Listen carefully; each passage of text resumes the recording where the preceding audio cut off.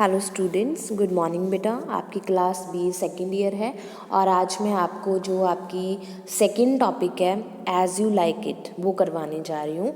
It is a well known fact that Shakespeare did not care to invent his own plots, he borrowed them from a variety of sources.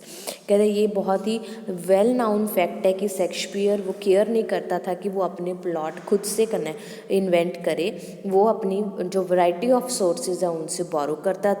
This play is also borrowed from Thomas Lord's novel Rosalind. ये जो play है ये किससे लिया गया है?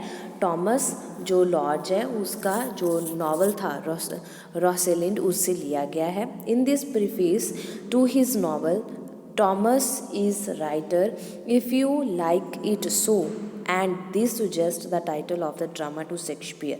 और Thomas ने अपने प्रीफेस में लिखा था, ये लाइन लिखी थी, if you like it so and this suggest, और ये टाइटल है जो उस ड्रामे का शेक्सपियर ने अपने ड्रामे का टाइटल रख लिया।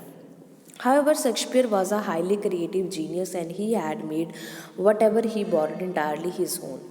कहते इसमें कोई शक नहीं है कि शेक्सपियर बहुत ही क्रिएटिव जीनियस था and he had made what ever, और वो बना सकता था जो उसने बोरो किया था और वो खुद से उसको इंटायरली अपने क्रिएटिविटी में मोल्ड कर लेता था। The resemblance are limited only to the barest minimum. The characterization, the humor and the particular fascination of the play are all Shakespeare's own।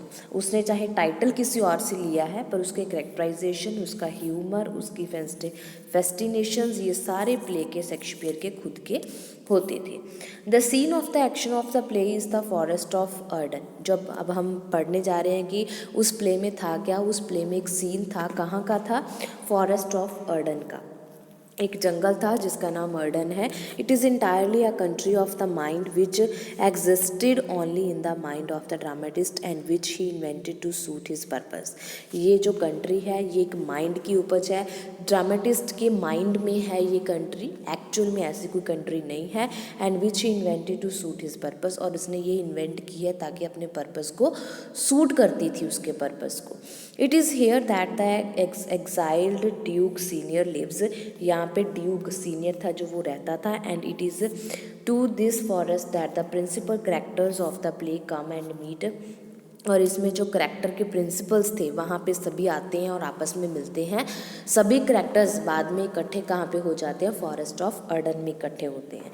And it is a country Arcadia where the people have no other business but that of love making, eating, drinking and merry making।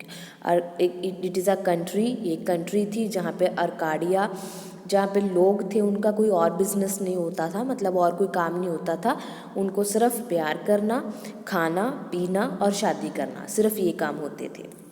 As you like it is the sweetest and sunniest of all the Shakespearean comedy. Shakespeare की जितनी भी comedies हैं उनमें सबसे अच्छी और जो sweetest है वो एज यू लाइक इट है। इन दिस कॉमेडी, इस कॉमेडी में दे आर नो ट्रैगिक इंटरेस्ट, इसमें कोई ट्रैगिक इंटरेस्ट नहीं है तो कोई भी ट्रेजिडी नहीं है। The comedy is mirthful, sprightly and graceful है। As you like it contain pastoral element in it, इसमें पोस्टर एलिमेंट है। It take us to the forest of Arden and introduce us to the life of shepherds and shepherdesses। इसमें अब वो Shakespeare हमें एक forest of Ardern में लेके जाता है और वहाँ पे जो शेफर्ड और शेफर्डेस्ट होते हैं उनकी लाइफ के बारे में बताता है। It is a romantic comedy in its setting. ये एक रोमांटिक कॉमेडी है in its wit and humour. Setting में भी, विट में भी और ह्यूमर में भी। बट अबाउट ऑल, पर इन सब के बावजूद it is romantic in its love theme. ये रोमांटिक है एक लव थीम में। Not one character but all in love. At first sight is the love of Rosalina and Orlando. इसमें सिर्फ एक करेक्टर ही आपस में प्यार नहीं करता बल्कि सभी character first sight in love में होते हैं।